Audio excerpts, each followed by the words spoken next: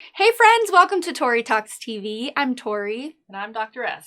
On this episode of Tori Talks TV, we'll be reviewing the Netflix documentary called Taylor Swift, Miss Americana, directed by Lana Wilson, or Lana. All right, so this follows Taylor Swift's transformation from rising teen country star to womanhood as an iconic pop star. Yes. How'd you feel about it?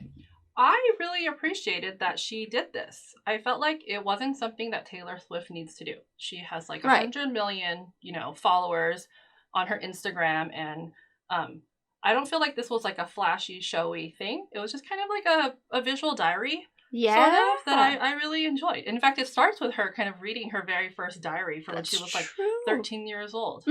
So, yeah. I want to preface this for me personally just to say I'm not a huge Taylor Swift. I think I'm like a mild Taylor Swift fan. Same. I like some of her songs, not all of them. Yes. But I was incredibly impressed with her because she was always thought of as like the apolitical good girl. Yes. And I don't know, I remember there was a scene where some news lady was like, she's annoying. And I don't know what her reasons were, but I admit that sometimes I did think she was annoying as well. Yes. I don't like to tear women down. It has nothing to do with her looks or anything, but maybe there was something that was so calculated about her that I did find annoying. Yes. So this made her less annoying to me. Not that I still think she's annoying. I get it, and I feel the same way. I was never really too much of a Taylor Swift music fan. Yeah. I appreciated her. I agreed that she was talented ever since she was like, kind of pop country and then evolved into more like pure pop music. But I really appreciate the fact that she like writes her own songs. And I like that she showed this vulnerable side. I could see kind of Taylor Swift haters being like, oh, like, this is so staged. Like, why is she doing this? And I kind of saw that through, like, the first half of it. Like, this whole, like, Kanye thing. Like, why is she rehashing that? But as the narrative built and I saw what it was leading towards, I could see how she evolved from, like, someone who was just a young little girl. Yeah, she was, who, like 17, was right? Obsessed with people like liking her and being like a good girl, and tying that into like that country music thing, like good country girls don't say anything political, they don't speak their mind, they just like nod and smile.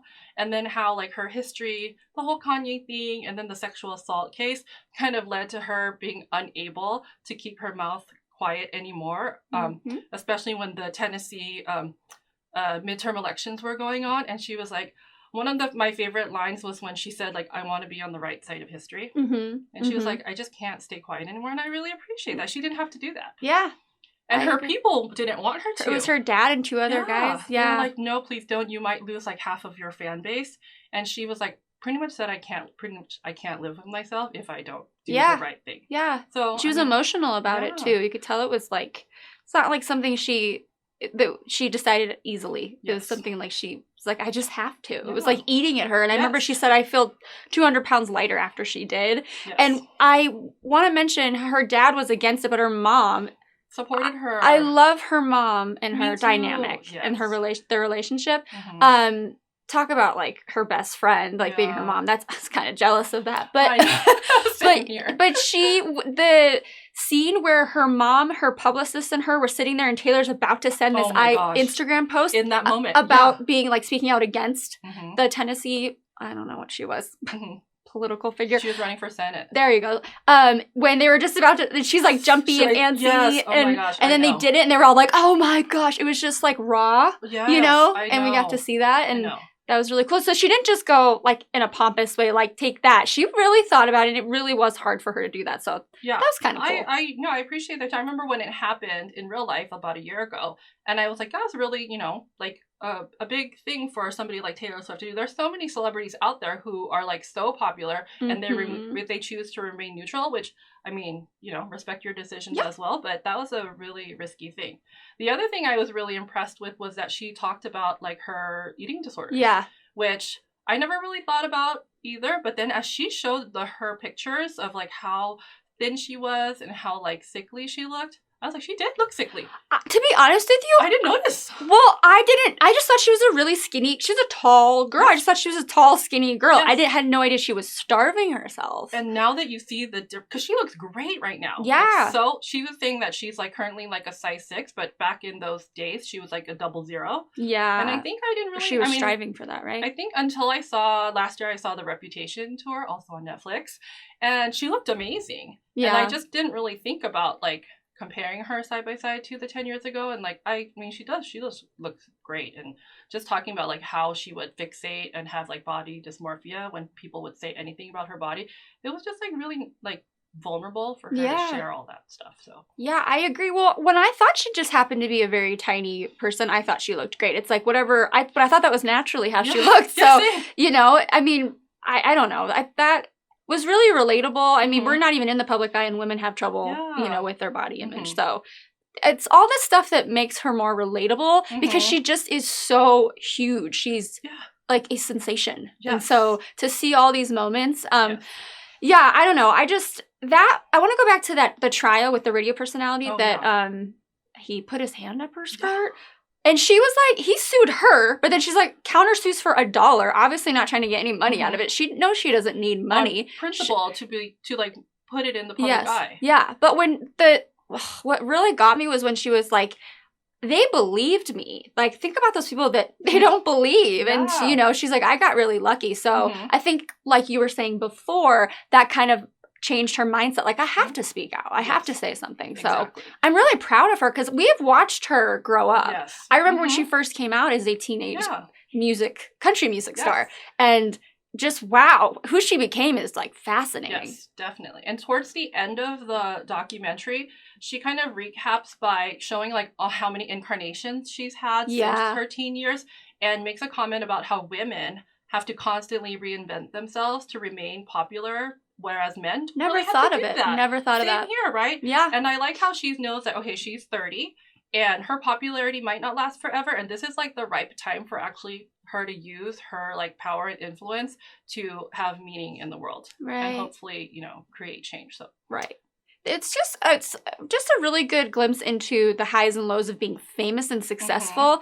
And there were times I wanted to, when I was watching it, that I kind of wanted to be like annoyed by her. Some things were, but there was even a time when she was walking out of a restaurant and her fans were there and they're screaming, they just adore her, and she barely even like looked at them. And I'm like, give them at the time of day. But like, I don't know, is she sick that day? I mean, everybody's just so judgmental when you're in the public eye in this fishbowl. It's like every day too. Because that was her, I think she was coming out of her apartment. Her apartment. And like every day, that's how she has to like, so it's like, get into her car. She's supposed to have the energy to do that every single day. I mean, really, there are people that are saying that this is just showing an entitled, spoiled, first world problem brat. I mean, but if you strip all that away, she's a human being and she still has emotions. And what I really saw her emotion was the very beginning when our publicist told her on the phone, hey, you haven't been nominated for any major categories for the Grammys. And she said, well, I just need to make a better record. And the pressure that I felt for her and the sadness when she hung up the phone, I was like, I know, it's like, it's all relative. Yeah, we can't relate to that. But we can relate to like being disappointed and being like thinking you're not good enough and you didn't make a good enough album, you know. Yeah. In her case, and that's what defines her is like her, like, you know, how many Grammys she's been nominated for. And also what was really heartbreaking to me was when she said, you know, she had won all these awards and then she didn't have anyone to share it with. Yeah. And she had her mom. And it's like, even though she has all this fame and everything, she doesn't have like a true connection to someone to like share the which was shocking because she's all about like her girl squad, which is like Lena Dunham and Selena Gomez, and like where were they? So I was a little confused by that. And then I also was like, wait, are you talking about a man? Because she was very much like, I don't need a man. They showed that interview with I think it was no, I don't know who that was, but she was like, well, you're gonna go home with more, you're gonna go home with a man. She's like, I'm not going home with any man. So I was a little confused what she meant by I don't have anybody to share it with. But just because of the way it's perceived, like she's got all these friends around. Yeah, so but I don't know. Maybe was that just a facade? Is that something she wanted us to believe? Because now she's saying she had no one to share it with. So that was a little confusing for me. Yeah. But it's fine. She's maybe in that time. In that moment. Yeah. It was like right after winning like all these Grammys. Like I think the second year row of winning like best album Right. And not having somebody at that moment. And it's situational. Maybe her friends were off, filming something or doing other projects, though. Mm-hmm. And she, when she's doing the creative process, when she's making an album, is so fascinating. The way her mind works. Yes. Mm-hmm. Whoa. Yes. I was, in it. And she's intense. Totally. Mm-hmm. And how excited she gets. I loved her. Oh, my gosh. I love Brendan Urie. Oh, my gosh. She's the cutest. Yes. And then Jack Antonoff. Do you know who that is? One of the guys.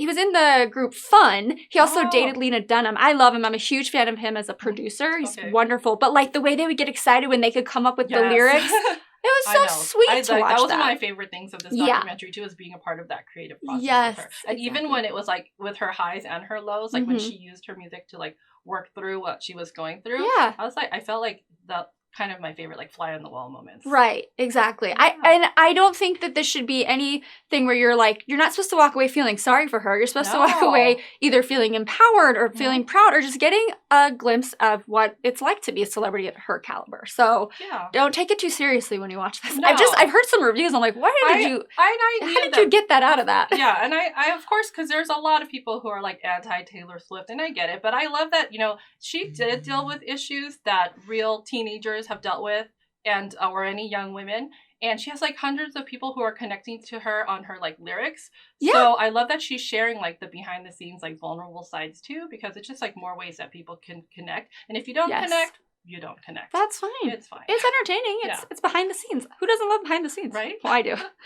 Oh yeah, I know that I really think that this is a really great woman. She's inspiring, and she's more complex than I ever could have imagined. So that was cool to see that. Same. Yeah. Mm-hmm. All right. That's it. Yeah? Okay. All right. Well, thank you so much for watching. Please comment, and subscribe, and we'll see you next time on Tori Talks TV. Bye-bye.